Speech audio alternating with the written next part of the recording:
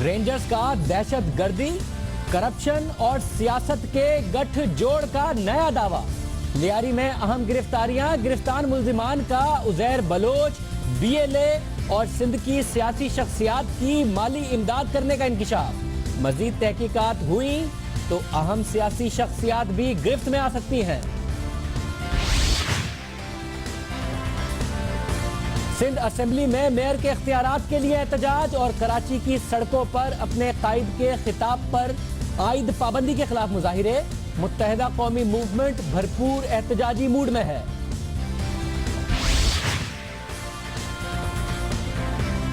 सरकारी वकील के इस्तीफे के बाद जाली डिग्रियां बनाने का एग्जैक्ट केस अब कहां खड़ा है? कहीं इस केस का हाल भी दीगर हाई प्रोफाइल केसेस की तरह तो नहीं होगा? आपको बताएंगे अंदरूनी कहानी।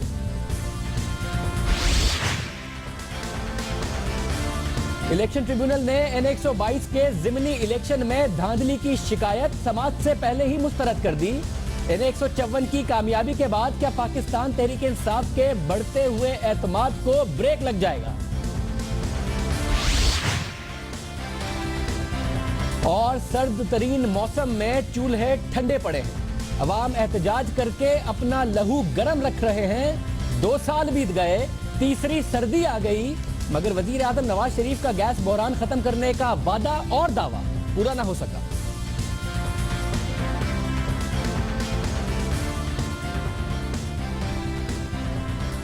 अस्सलाम वालेकुम, मैं हूं शाहजेब खानजादा। प्रोग्राम का आगाज एक अहम खबर से जो सियासत, करप्शन, दहशतगर्दी और गद्दारी के संगीन इल्जामात से जुड़ी है। कल रात रेंजर्स की जानिब से खुफिया इतला पर लियारी के थाने कलरी की हुदूद से 4 मुल्जिमान को गिरफ्तार किया गया। इन 4 मुल्जिमान पर संगीन इल्जामात हैं और बार बार बात होती रही है कि सियासत, दहशतगर्दी और करप्शन का क्या गठजोड़ है और इसकी बुनियाद पर अक्सर ताल्लुकात खराब होते रहे।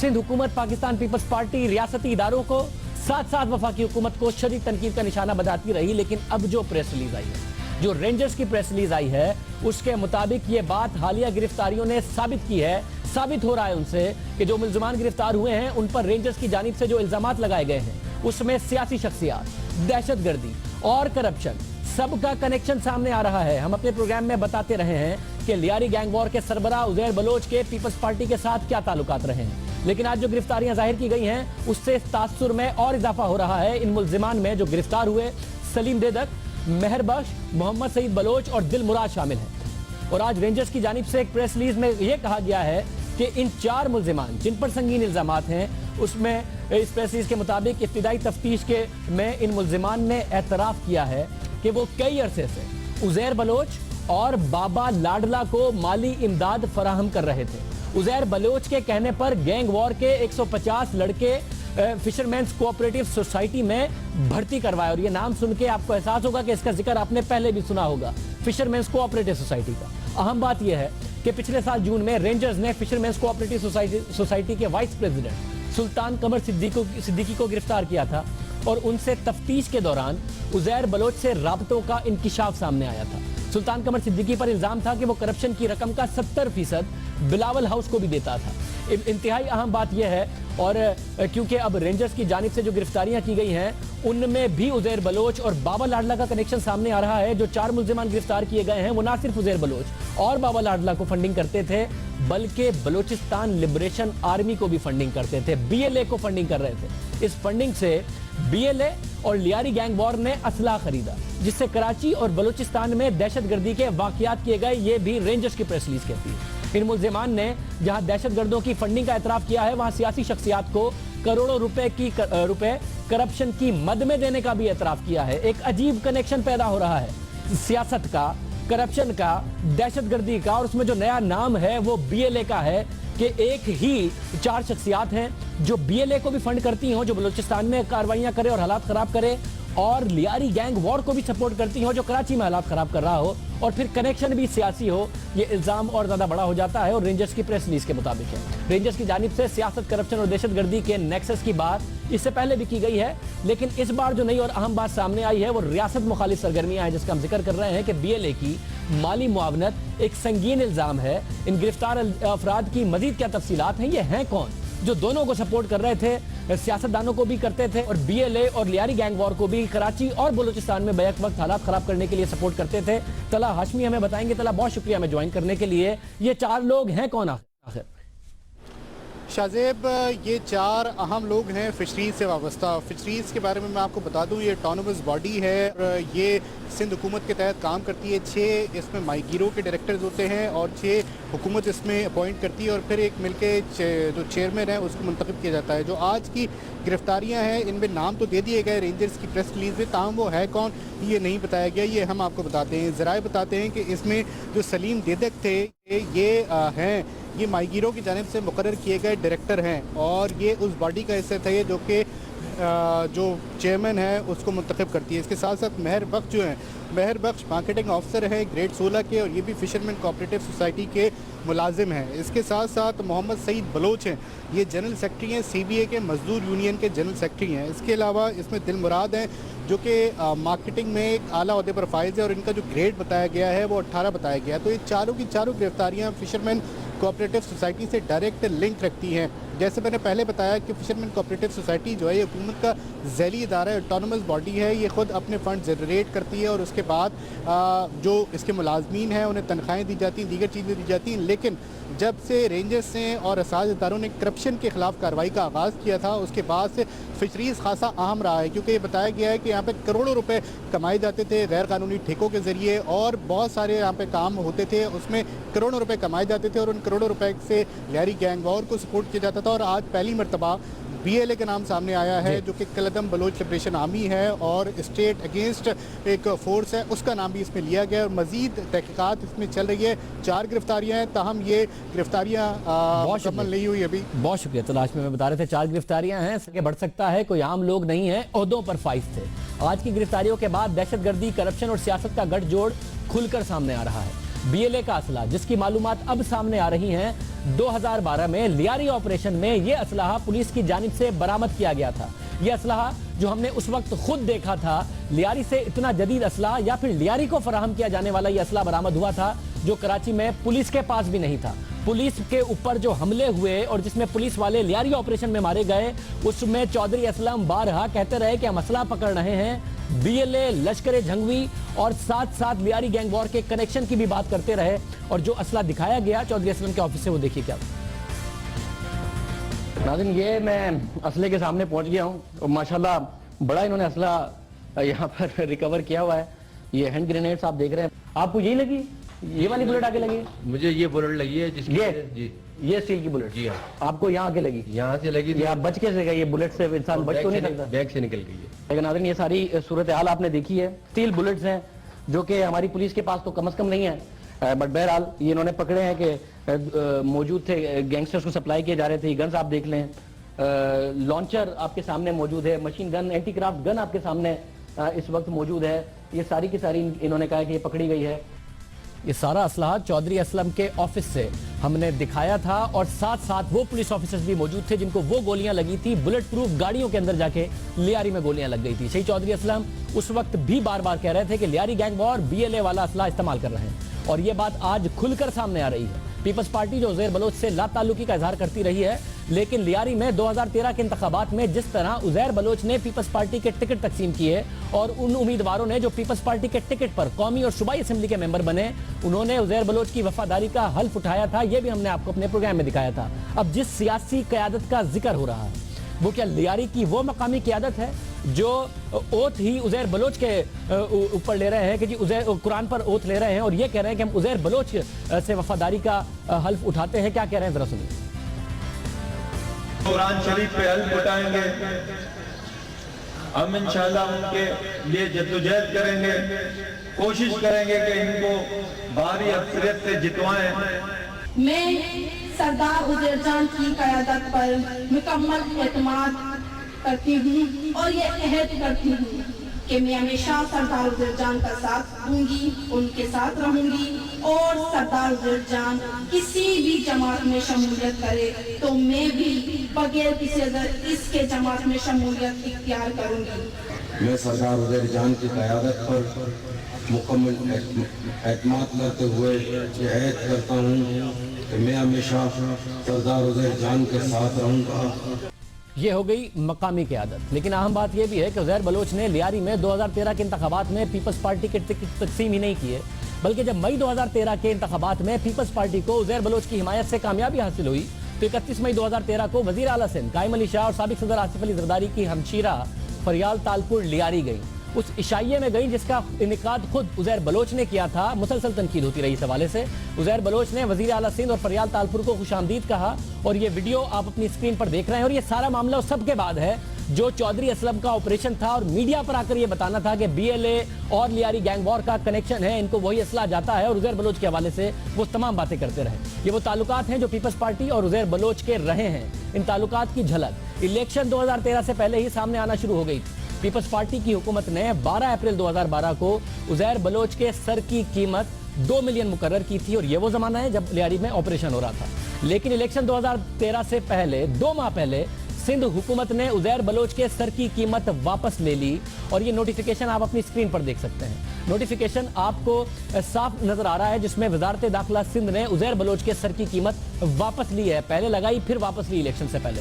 उज़ैर बलोच की सर की कीमत वापस लेने के बाद पीपल्स पार्टी 2013 के इंतखाबात में लियारी से कामयाब हुई। इस कामयाबी का जश्न मनाया गया। इस जश्न में जैसा कि हमने आपको दिखाया वज़ीर आला सिंध और साबिक सदर आसिफ अली जरदारी की हमशीरा फरियाल तालपुर साहिबा ने शिरकत की और इस शिरकत पर उज़ैर बलोच ने उनका शुक्रिया भी अदा किया। CM बाजी परियाल सेनेटर यूसुफ बलोच ने जो है ये मेहनत करके ये मामला करके जो है ये बेगुनाह लोगों को इंसाफ दिलवाया। उन्होंने चीफ जस्टिस इफ्तिकार चौधरी साहब और चीफ जस्टिस सिंध हमें इंसाफ दें जिस तरीके से सदर पाकिस्तान आसिफ अली जरदारी साहब ने हमें इंसाफ दिया है। ये सारा मामला आप देख रहे थे और फिर लियारी गैंग की सरपरस्ती का इल्जाम साबिक वजीर दाखिला सिंध जुल्फिकार मिर्जा पर भी लगता रहा, क्योंकि बात हो रही है सियासी शख्सियात की। ये मकामी लियारी की शख्सियात थी, ये वो शख्सियात थी जो आप अपनी स्क्रीन पर देख रहे थे, या फिर जुल्फिकार मिर्जा साहब जो बाकायदा तौर पर बुबांगे दहल ये ओन करते रहे कि मैं असला सप्लाई करता रहा, मैंने लाइसेंस दिए असले के, लाइसेंस के माफ कीजिएगा कि असले के लाइसेंस मेरी तरफ से दिए गए और ये मेरे बच्चे हैं। वो पीपल्स पार्टी के अमन कमेटी को अपने बच्चे कहते रहे हैं और ये भी कहते रहे हैं उन्होंने कई लाख लाइसेंस भी तकसीम किए। जरूर इसका फायदा लियारी गैंग वॉर ने भी उठाया होगा और हमने अपने प्रोग्राम में जुल्फिकार मिर्जा से पूछा था कि अगर उज़ैर बलोच सामने आया तो उन्हें मुश्किलात का सामना करना पड़ेगा, जिस पर उनका क्या कहना था ये जरा आप खुद सुनिए। आपके ऊपर क्या कोई दबाव तो नहीं है, क्योंकि उज़ैर बलोच साहब अभी गिरफ्तार हो गए दुबई में, उन्होंने भी आना है, उनसे बड़ी इन्वेस्टिगेशन होनी है, अंदर के मामला पता चलने। मेरे पे दबाव हो तो मैं तो इनकी चमचागिरी कर रहा होता। नाम तो ये भेजेंगे साईं कायम अली शाह को लिस्ट में लगी, ये नाम केस जो है ये मिलिट्री कोर्ट में ट्राई हो, मैं ऑफर करता हूँ अपने को। बस ऐसा तो नहीं है कि अगर उज़ैर बलोच ने मुंह खोला तो आप बड़ी मुश्किल में पड़ जाएंगे। गले में अगर आएगी उनको आएगी जिसने लास्ट उज़ैर बलोच के घर में जाके डिनर एंजॉय किया, उससे मुबारकबाद दी कि आपने हमें MNA MPS के कैंडिडेट दिए और हार पहने और उज़ैर बलोच को पहनाए और उसके खाने खा के आए और फिर उज़ैर बलोच यहाँ से रुखसत हो गए। मिर्जा साहब कह रहे थे मुश्किल उन पर आएगी, मुझ पर नहीं आएगी। आखिर मुश्किल किस पर आएगी? आखिर कनेक्शन किसका है? कौन से सियासतदान हैं, लियारी के मकामी या फिर दूसरे सियासतदान या फिर जुल्फिकार मिर्जा साहब या फिर हुकूमत सिंध के लोग कौन हैं? ये पता चलेगा जब उज़ैर बलोच को सामने लाया जाएगा। मगर फिर ये सवाल उठता है, अगर उज़ैर बलोच गिरफ्तार है, मुत्तहिदा अरब अमारात में गिरफ्तार हुआ, अगर पाकिस्तान लाया गया है तो उसे छुपा कर क्यों रखा गया है? अगर ये कनेक्शन है जिसमें मुख्तलिफ लोग सिर्फ इसलिए अरेस्ट होते हैं कि उन्होंने उज़ैर बलोच के लियारी गैंग वॉर को असलाह फराहम करने के लिए पैसे दिए, तो खुद उज़ैर बलोच को सामने क्यों नहीं लाया जाता कि वो हकीकत बताए कि मामला क्या है, कौन से सियासी रहनुमा है, कौन सा कनेक्शन है, BLA से किसका कनेक्शन है और दूसरी जमातों से किसका कनेक्शन है? उज़ैर बलोच को छुपा कर रखने की क्या वजह है? क्या किसी खास वक्त में उसे सामने लाना है या फिर केस उस तरीके से खराब करना है जिस तरीके से 6-6, 8-8 महीने, 2-2 साल लोगों को कैद में रखकर सामने लाया जाता है और केस सारा खराब हो जाता है? तो ये भी बड़ा अहम सवाल है कि उज़ैर बलोच कहाँ है। हम प्रोग्राम में आगे बढ़ते हैं, बात करते हैं मुत्तहिदा कौमी मूवमेंट की जो एहतजाजी मूड में। मुत्तहिदा कौमी मूवमेंट की जानिब से आज सड़कों और ऐवान दोनों जगहों पर एहतजाज किया गया। शहर के मुख्तलिफ इलाकों में MQM की जानिब से अपने कायद की तकारीर की, मीडिया में नशरो इशात पर आयद पाबंदी के खिलाफ एहतजाजी मुजाहरे हुए और दूसरी तरफ सिंध असेंबली में MQM अरकान ने वाटर बोर्ड के इख्तियारात मेयर को देने से मुतालिक बिल ऐवान में पेश करने की इजाजत न मिलने पर ऐवान में एहतजाज किया और फिर वॉकआउट किया।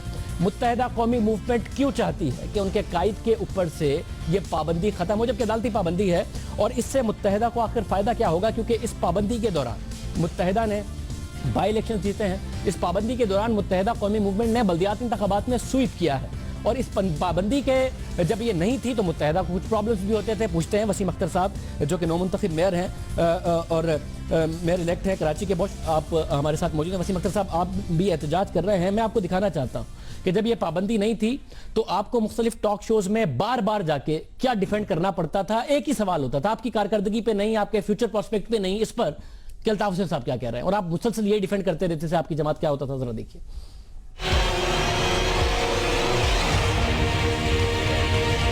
अपने नाजरीन से माजरत के साथ एक खातून के लिए कह रहे थे, चकला चलाती हैं, नायिका हैं, क्या कहेंगे? देखें, अल्ताफ भाई ने जो बातें की हैं वो अगर उनको देखा जाए, उन्होंने कोट किया है। तहरीक अल्ताफ भाई ने कोई जुमले ऐसे कहे हैं, फर्ज कर लें, तो फिर प्राइवेट कॉन्वर्सेशन थी, पब्लिकली उनके खिताबात पर बैन है। सुन लीजिए, प्राइवेट कॉन्वर्सेशन को आप अपनी वेबसाइट पर अपलोड, चैनल्स उसको लाइव नशर नहीं कर रहे हैं। सोशल मीडिया में, प्रिंट मीडिया में, इलेक्ट्रॉनिक मीडिया में, आपके चैनल्स पे भी चल चुकी हैं। इनमें से मुझे मैं आपको अखबार, इनमें से एक चीज बताइएगा जो किसी चैनल पे चली हो, जिस किस्म के अल्फाज किसी एक चैनल पे चले हो या किसी ने कहे हो। मैं समझता हूँ कि आप हमारे पॉइंट ऑफ व्यू को इस तरह लें कि हम किसी पार्टी का हिस्सा हैं, तो पार्टी के मिजाज को भी और कार्यकारी के पॉइंट ऑफ व्यू को भी हम समझते हैं और वही हमारी जिम्मेदारी है जिसको हम आप यहाँ पर आपके सामने एक्सप्लेन कर रहे हैं। प्राइवेट कॉन्वर्सेशन को आप अपनी वेबसाइट्स पर अपलोड नहीं करते। प्राइवेट कॉन्वर्सेशन पर आपके जो पार्टी के कारकुनान हैं बिल्कुल इस तरीके से ये मेरे और आपके प्रोग्राम में, ये मेरे और आपके प्रोग्राम में ये बहस तय नहीं होगी, ये तो किसी कोर्ट में जाकर तय होगा। अपने अल्फाज अल्ताफ भाई के नहीं है ये। अगर खिताबात पर पाबंदी ना होती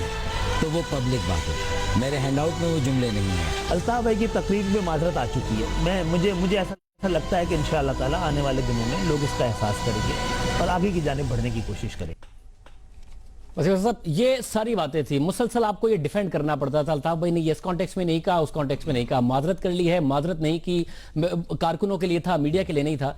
उसके बाद आप एक डायरेक्शन आपको मिली है, आप मेयर के इख्तियारात के लिए लड़ रहे हैं, बल्दियाती इंतखाबात में अच्छा परफॉर्म किया है, एक डायरेक्शन आई है, क्यों चाहते हैं इनसे दोबारा पाबंदी हटे? आप कितना मुश्किल में रहते थे, आपने देखा। शाहजेब, देखें, हम एक सियासी जमात हैं, अल्ताफ भाई के करोड़ों फॉलोअर्स हैं, ठीक है, उनके पास मैंडेट है, उनके नाम पे 51 MPAs हैं और 24 MNAs हैं और 8 सेनेटर्स हैं।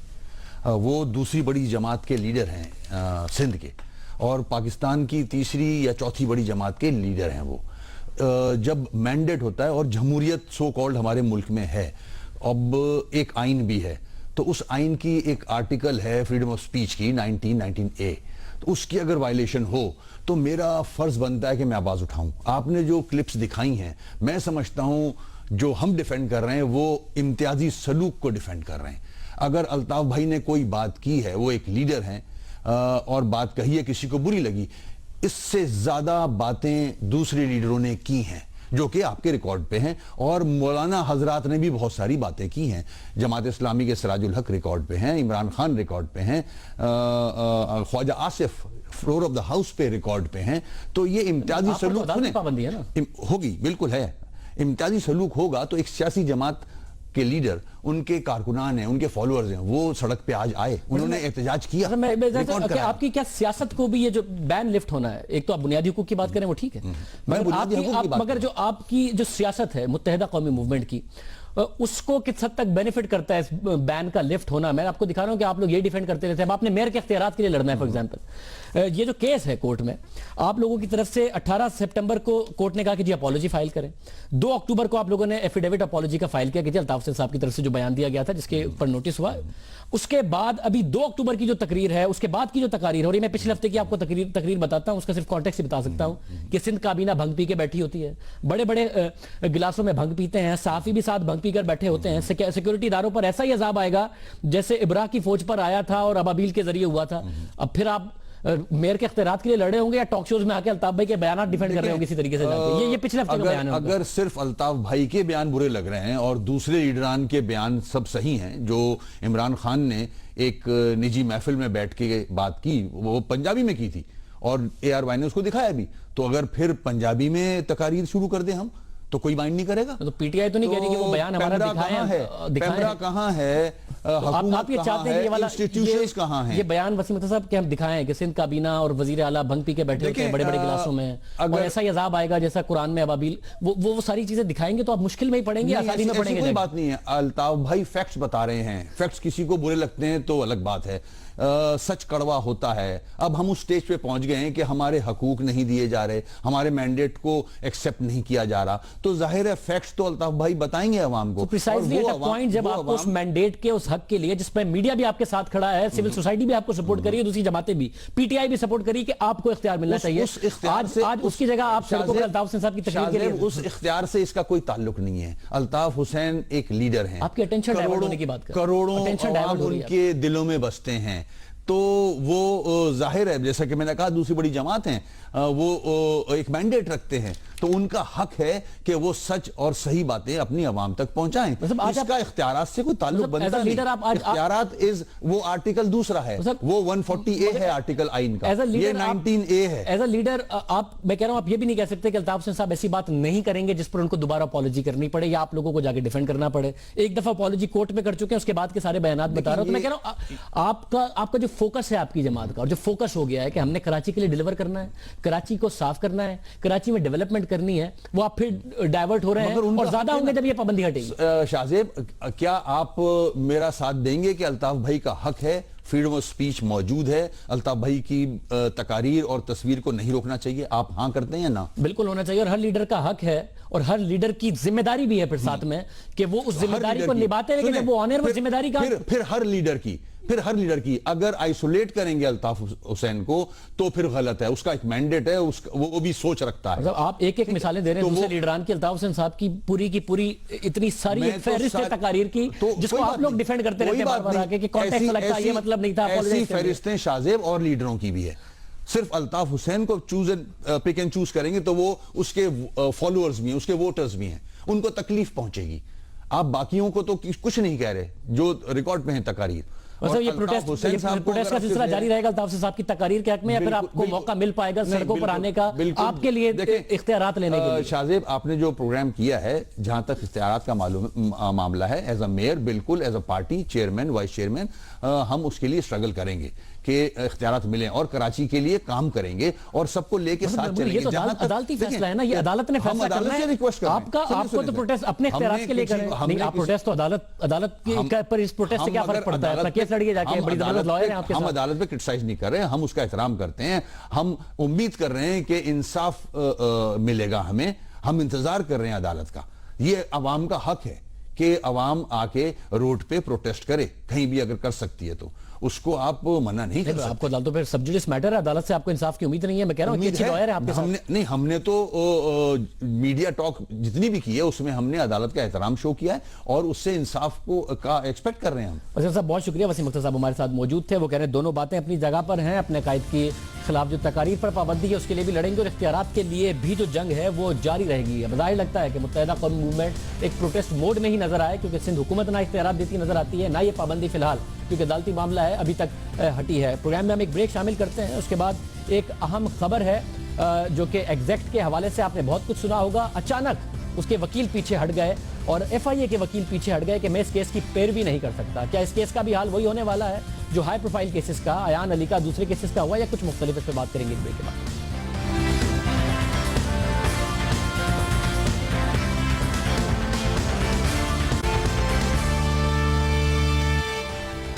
प्रोग्राम में अब बात एग्जैक्ट स्कैंडल केस की जो पुरस्रार होता जा रहा है। अब इस केस के मुस्तकबिल के हवाले से सवालात भी जन्म ले रहे हैं कि क्या ये मुकदमा दीगर कई ऐसे मुकदमात की तरह बिना किसी अंजाम को पहुंचे खत्म हो जाएगा, जो खबरों में बहुत जगह बनाते रहे लेकिन फिर अचानक खत्म हो गए, और अगर खत्म नहीं हुए तो उनके अंदर जितना ज्यादा स्ट्रांग और मजबूत वो मुकदमात नजर आते थे उतने मजबूत वो रहे नहीं। अयान अली केस उसकी एक मिसाल है, दूसरे केसेस उसकी एक मिसाल है।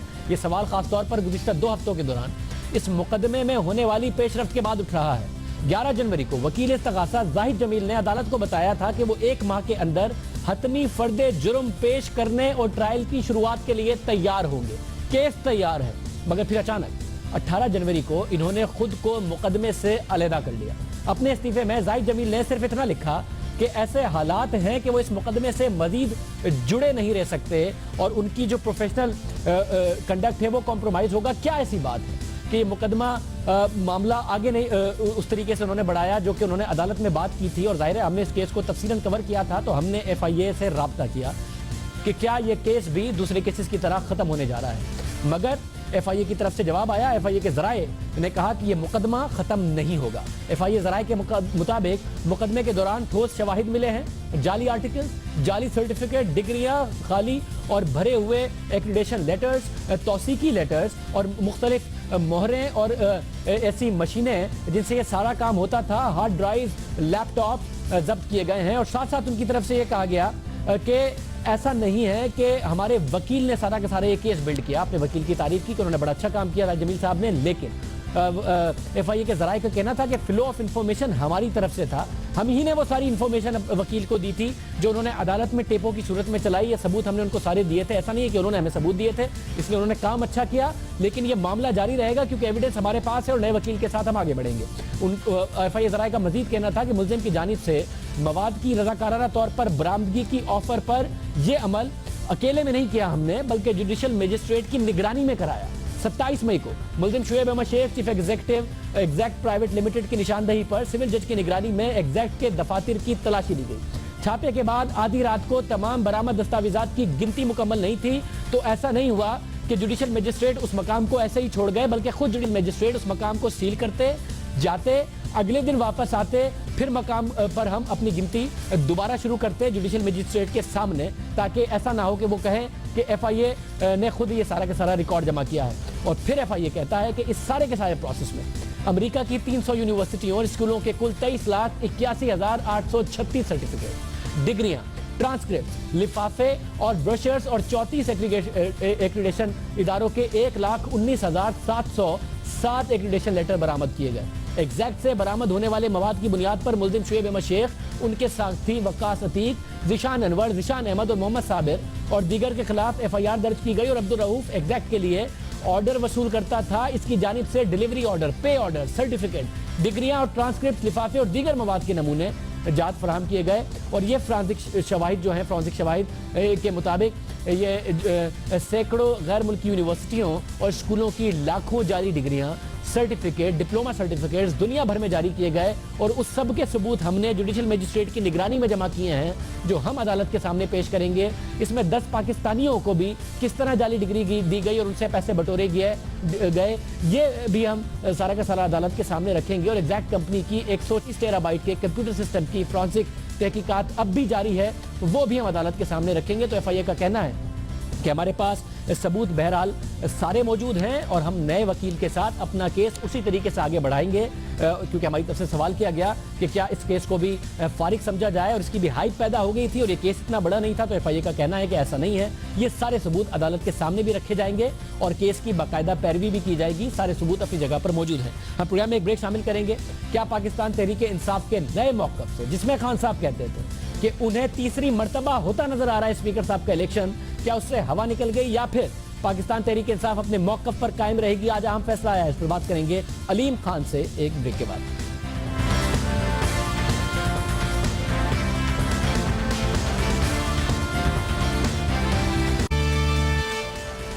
बात करेंगे तहरीक इंसाफ को आज लगने वाले धचके की, वो धचका है या नहीं, ये भी हम अलीम खान साहब से पूछेंगे। तहरीक इंसाफ N122 में धांधली का दावा ट्रिब्यूनल में साबित ना कर सकी, या फिर तहरीक इंसाफ की शिकायत को नाकाबिले समात क्यों करार दिया गया? आज ट्रिब्यूनल ने कहा कि उस केस की समात ही नहीं कर सकते, इलेक्शन के दौरान होने वाले धांधली की समात हो सकती है और मामला हो सकता है। ये उससे पहले का मामला है जो कि वोटों की इधर उधर रजिस्ट्रेशन, इधर उधर ट्रांसफर कह रहे हैं, और जो कलीम खान साहब की तरफ से इल्जाम लगाया गया।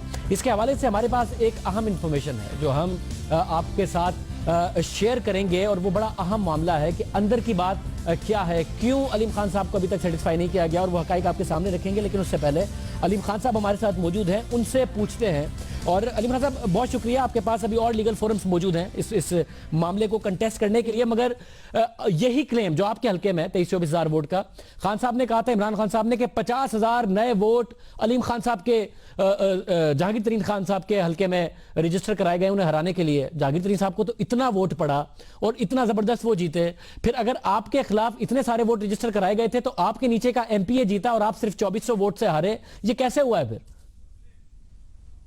जी शादेब भाई, एक तो मैं बात क्लियर कर दूं, जो हमारे मेरे नीचे 2 प्रोविंशियल असेंबली सीट्स थी, एक पीपी 147 है, एक पीपी 148 है। पीपी 147 जो कि शोएब सिद्दीकी साहब जीते हैं, जितने मार्जिन से वो जीते हैं उस प्रोविंशियल असेंबली के अंदर उतने मार्जिन से मैं भी जीता हूं। यानी कि ये नहीं हुआ कि शोएब सिद्दीकी साहब जीत गए और मैं वहां से हार गया। जितने मार्जिन से वो तकरीबन कोई 3500-3600 वोटों से वो जीते हैं, 4000 से उस प्रोविंशियल असेंबली में मैं जीता हूं। पर यह कहीं साबित नहीं हो रहा कि उनकी जो लीड थी वो सिर्फ 4000 थी। मेरा मौकफ यह है कि वो 14,000 थी, वो 15,000 थी, जो कि 4,000 पे रह गई, और जिसको इन्होंने कम करके, देखिए दोनों प्रोविंशियल सीट्स के अंदर ये जो वोट एंटर किया गया, ये दोनों पे डिवाइड हुआ है। ये सिर्फ एक प्रोविंशियल असेंबली सीट पे डिवाइड नहीं हुआ, ये 148 में भी हुआ, 147 में भी हुआ। इस वाले नुक्ते का भी जवाब दीजिए कि यही केस तो आपने तरीन साहब पे भी, 50,000 नया वोट है और वो कोई 1,40,000 वोट ले गए हैं, बहुत बड़े मार्जिन से अपने ओपोनेंट को हराया है, वहां ये क्यों नहीं हुआ फिर? नहीं शाहजेब भाई, मैं आपको बता दूं, तरीन साहब ने और उनके मुखालिफ ने, दोनों ने वहां पे वोट जो हैं उसके लिए बकायदा नादरा को पहले भिजवाई थी एप्लीकेशन, और नादरा की वहां पे वैन्स मंगाई थी, और पिछले 2 साल से वो जो वैन्स हैं उन्होंने गली गली में जाके, गांव गांव में जाके वहां पे वोट का इंदराज किया था। यहां पे फर्क ये है कि हम तो कहते हैं कि इलेक्शन कमीशन बिल्कुल ठीक कहता है, नादरा बिल्कुल ठीक कहती है, मैं मानने के लिए तैयार हूं। ऑल आई नीड इज वो जो फॉर्म ए है, मुझे उसके आप 20,000 22,000 आपने वोट इंदराज किया है, जो 26,000 वोट एंटर हुआ है और जो 4,000 डिलीट हुआ है, मुझे सिर्फ उनका फॉर्म ए चाहिए। अगर वो फॉर्म ए है तो मैं माफी भी मांगूंगा, मैं पूरी कौम से माफी मांगूंगा, मैं सरदार साहब से भी माफी मांगूंगा, मैं इलेक्शन कमीशन से भी माफी मांगूंगा। मेरा राइट तो है कि नहीं कि मुझे फॉर्म ए दिया जाए। मगर ट्रांसफर का होगा ना फॉर्म है। मसला यह है कि यहां पर बहुत सारे वोटर्स हैं, लाइक 18 से 20 साल की उम्र के ऐसे वोटर हैं जिनका 13,300 वोट तो उनका है, नया वोट हो सकता है। फिर 20 साल से 21 साल से 30 साल के कोई 10,000 वोट है, 31 से 40 के 1754। बहुत सारे ऐसे होंगे ना जिनका नया शनाख्ती कार्ड बना हो, किसी भी वजह से उन्होंने बनाया हो, नया वोट रजिस्टर हुआ हो, कभी शनाख्ती कार्ड ना बनवाया हो या पहली दफा बना। जी बिल्कुल ठीक है शाहजेब भाई, ये अगर 17 और 18 साल के हैं जिनका वोट बना है, इनके लिए भी मेरे पास सबूत तो दिया जा सकता है। जो 21 साल वाले हैं उनका भी मुझे रिकॉर्ड दे दें, जो डिलीट किए हैं, अगर कुछ लोग फौत हो गए हैं तो उनका डेथ सर्टिफिकेट दे दें। हर चीज का कोई ना कोई नादरा के पास, इलेक्शन कमीशन के पास कोई तो सबूत होगा। क्या ये वोट जो है ये एंटर बगैर किसी सबूत के हो गए? बस इसमें कोई शक नहीं है, ये आप बिल्कुल दुरुस्त कह रहे हैं। नादरा को आपको सबूत प्रोवाइड करने चाहिए। नादरा की तरफ से एक प्रेस कॉन्फ्रेंस हो जाती है, आप इतनी ज्यादा बातें करते रहे हैं, खान साहब कहते रहे कि नादरा इन्वॉल्व है। यह बड़ा हैरानकुन बात है कि आपको अप्रोच करके नादरा ने सबूत नहीं दिए। नादरा की जिम्मेदारी है कि आपको सेटिस्फाई करे और सबूत दे के जो आपका इल्जाम है। मगर जो आपकी तरफ से इल्जाम है, क्योंकि आप कहते हैं इसकी बुनियाद पर आपके साथ धांधली हुई है, वो बड़ा क्लेम था। चौधरी सरवर साहब कहते थे कि बहुत सारे सबूत है, वो कहां है इतने सारे एफिडेविट्स? कोई 22-23 हजार, 10-12 हजार हो, वो एफिडेविट्स कहां हैं? वो लोग कहां हैं सारे के सारे जो क्लेम करें कि हमारे साथ ये गलत हुआ है, हमारा वोट नहीं था? जी बिल्कुल, मैं शाहजेब भाई वही तो आपको बता रहा हूं, सैकड़ों की तादाद में है। मेरे ख्याल में 1,500-2 हजार लोग हैं जिन्होंने अपना एफिडेविट दिया गया। मतलब मगर आपकी पार्टी तो बड़ा एहतजाज करती है, धरने करती है, बड़े सब कुछ करती है। इतने सारे लोग हैं, अगर उनमें से कोई 5-6 हजार लोगों को लेके ही कोई प्रेस क्लब के बाहर एक प्रेस कॉन्फ्रेंस कर देते कि देखें ये लोग हैं जो कि एहतजाज कर रहे हैं, इनका गलत वोट ट्रांसफर हुआ या इंदराज नहीं था, या फिर कोई एक तो प्रोटेस्ट नजर आए जिसमें इतने सारे लोग नजर आए, वो 23,000 ना है, कोई 4-5 हजार ही लोग नजर आए। शाहजेब भाई देखें, अभी तो मैं इलेक्शन कमीशन ऑफ पाकिस्तान भी गया हुआ हूं, मैं ट्रिब्यूनल में भी गया हुआ था। आज मैं इसके इलेक्शन जो ट्रिब्यूनल का फैसला है इसके खिलाफ सुप्रीम कोर्ट भी जाऊंगा। जो एहतजाज है वो तो मेरा राइट है, मेरी पार्टी का राइट है। वो इंशाल्लाह ताला हम करेंगे, लेकिन अभी जितनी देर तक हम अपने लीगल बैटल में हैं उतनी देर तक हमें एहतजाज सड़कों पे तो नहीं। अभी तो हम अपना तमाम जो मौकफ है वो कोर्ट्स में पेश कर रहे हैं। अगर कोर्ट से हमें इंसाफ ना मिला तो इससे अगला लायामल तब होगा कि हम सड़कों पे जाएंगे। मुझे जाहिर तौर पर बड़ी खुशी हुई कि आपकी तरफ से पाकिस्तान तहरीक इंसाफ के एक अहम रहनुमा की तरफ से ये बात की जा रही है कि हम पहले लीगल ग्राउंड्स पे लड़ेंगे, जितने भी अवेलेबल हैं, बाद में सड़कों पे आने की बात करेंगे। एक बड़ी अच्छी पॉजिटिव बात है आपकी तरफ से, एक तब्दीली वाली की बात लगती है। मगर जो आपका बुनियादी नुक्ता है वो ठीक है, आपको हर किस्म के सबूत मिलने चाहिए, मगर जो आपका काउंटर आर्गुमेंट है कि उसको बुनियाद बनाकर आपको हराया गया, मैं उस पर सवाल करना चाह रहा हूं कि 30 हल्के हैं 2013 के इंतखाबात के बाद जिसमें नए वोटों का इंदराज हुआ है, सिर्फ तरीन साहब का या आपका नहीं है। 30 हल्के हैं, पंजाब में भी हैं, खैबर पख्तूनख्वा में एक हल्का है जिसमें 55,000 नए वोटों का इंदराज हुआ है, कराची में भी एक हल्का मौजूद है। 30 हल्के हैं जिसमें 40,000 से ज्यादा वोटों का इंदराज हुआ। आपको तो फिर 22-23,000 का क्लेम है, तो आपको कैसे लगता है कि आपको टारगेट किया गया? शाहजेब भाई, मैं आपसे गुजारिश करूंगा वो लिस्ट देखें, उसके ऊपर एड्रेसेस जो हैं वो डीएचए के लिखे हुए हैं। अब मुझे बताएं, लाहौर का डीएचए छोड़ के हजारों की तादाद में लोग जो हैं वो NA 125 से माइग्रेट कर रहे हैं मेरे उस इलाके में जहां वो कच्ची आबादी में शिफ्ट हो रहे हैं। अब 2-2 कनाल के डिफेंस में घर छोड़ के लोग कच्ची आबादी में हजारों की तादाद में, वहां पे क्या कोई तेल निकल आया है? वहां पे कौन सी ऐसी चीज हुई है जो डिफेंस छोड़ के वो कच्ची आबादी चंदगढ़ में शिफ्ट हो रहे हैं? सो एक सिंपल सी लॉजिक है कि ये मेरा सारा केस जो है वो तो सिर्फ एक ही बात के ऊपर है ना। अगर ये ठीक है तो मैं 100 दिन हो गए हैं मैं एक ही बात कह रहा हूं, 100 दिन के अंदर हमारे मिनिस्टर साहब बैठते हैं और कहते हैं कि भाई अलीम खान ने मेरे पे ये इल्जाम लगाया है, ये अलीम खान ये वो 30 फॉर्म है, ये पकड़ो और आइंदा अपना मुंह बंद कर देना। मैं कहता हूं कि इसके अंदर हमारे जो वजीर दाखिला है वो इन्वॉल्व है। ये स्पीकर साहब को बचाने के लिए नादरा के जरिए उन्होंने ये काम करवाया है, इसमें वो इन्वॉल्व है। अगर मैं गलत हूं तो वो आए सामने, मैंने तो उन पे इल्जाम लगा दिया कि अपने आप को साबित करें कि वो इसमें इन्वॉल्व नहीं है। खान साहब, मुझे आखिरी सवाल का जवाब दीजिए, उसके बाद मैंने इस मामले पर एक तहकीक की थी नादरा के हवाले से, क्योंकि खान साहब ने बहुत इल्जाम लगाया। मैं बड़ी अहम इंफॉर्मेशन है जो अपने नाजरीन के साथ शेयर करूंगा, मगर मुझे लग रहा है आप हार नहीं रहे हिम्मत। फिर वो जो खान साहब का क्लेम था कि तीसरी दफा इलेक्शन के लिए स्पीकर साहब तैयार रहे, आपने 2018 की तैयारी नहीं करनी है स्पीकर साहब को, मतलब आपने कहना है कि वो आपको अभी भी उम्मीद है अपने इस केस से? इंशाल्लाह ताला जी होगा। और मैं आपको एक और बात मैंने पहले कभी नहीं की, आज मैं अल्लाह की करम से एक और बात कह रहा हूं, सरदार साहब तैयारी करें। पिछली दफा उन्होंने कहा था अलीम खान 47,000 से हारेगा, आज मैं सरदार साहब आपको कहता हूं अगली दफा इलेक्शन में मेरा मुकाबला करना, अल्लाह की करम से 50,000 से हराऊंगा तुम्हें। बहुत शुक्रिया। अलीम खान साहब हमारे साथ मौजूद थे, दावा कर रहे थे, अपने केस पर अभी भी खड़े हैं। और उसके बाद एक अहम इंफॉर्मेशन है, हम कोशिश कर रहे थे जानने की कि नादरा के चेयरमैन क्यों नहीं अलीम खान साहब से मिल लेते, नादरा का कोई रिप्रेजेंटेटिव खुद क्यों नहीं अलीम खान साहब से मिल लेता, मीडिया के कैमरों के सामने मिल लेता, सारी इंफॉर्मेशन ले आता, या फिर इंफॉर्मेशन पे बात हो जाए। क्योंकि हम अपने जराए से आपको बता रहे हैं कि ऐसा नहीं है कि नादरा के चेयरमैन पहले नहीं मिले। एक तो जाहिरन भी मिले हैं मीडिया के कैमरों के सामने खान साहब से, इमरान खान साहब से, लेकिन इसके अलावा भी सीक्रेटली राब्ता रहता है शिकायत पर। जहांगीर खान तरीफ साहब से भी रहा है, पाकिस्तान तहरीक इंसाफ के दूसरे रहनुमाओं से भी रहा है, मुत्तहिदा कौमी मूवमेंट के रहनुमाओं से भी। जब कराची के नादरा के ऑफिस बंद किए गए तो नादरा के चेयरमैन ने मीटिंग की, तो हमारा बुनियादी नुक्ता यह था कि अलीम खान साहब से मिलकर ये मसला हल क्यों नहीं किया जाता। तो जो हमें जराए बताते हैं वो ये है कि नादरा डेटा देना भी चाहता है, सेटिस्फाई भी करना चाहता है, मगर बाकायदा तौर पर हुकूमती दबाव है नादरा पर कि आपने अलीम खान साहब से नहीं मिलना। और ये हम आपको जराए के तहत खबर दे रहे हैं कि हुकूमती दबाव है नादरा चेयरमैन पर कि हमने नहीं मिलना। और अगर ऐसा नहीं है, जैसा कि अलीम खान साहब भी वाजे कर रहे हैं, तो इसमें क्या हर्ज है कि नादरा चेयरमैन मिलें अगर उनका क्लेम गलत है अलीम खान साहब का, और सेटिस्फाई करें एविडेंस के साथ। नादरा के पास सारा डेटा होता है कि अलीम खान साहब गलत इल्जाम लगा रहे हैं, ऐसा नहीं हुआ, क्योंकि जराए के मुताबिक हुकूमती दबाव है कि आपने अलीम खान साहब से नहीं मिलना, डॉक्यूमेंट्स का जो भी तबादला है ये नहीं करना। हम प्रोग्राम में एक ब्रेक शामिल करते हैं, उसके बाद मज़ीद खबरों पर बात करते हैं।